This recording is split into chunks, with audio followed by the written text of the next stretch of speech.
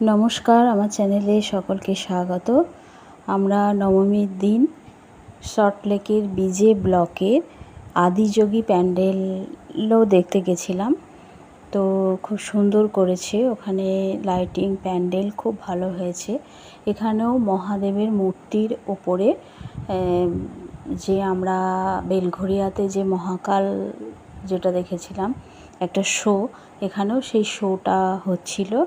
তো প্রচণ্ড ভিড়ের জন্য অবশ্য শোটা বন্ধ করে দিয়েছে। এখানে বিশাল আকারের শিবের মূর্তি করেছে প্যান্ডেলে ঢোকার ঠিক মানে মাথার ওপরে।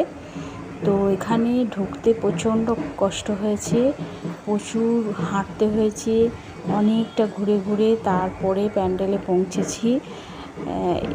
মানে প্রচণ্ড কষ্ট, ক্লান্তি লাগছিল, প্লাস বাবাকেও গাড়িতে অনেকক্ষণ বসিয়ে রেখে এসেছি, এটাও একটা টেনশন হচ্ছিল।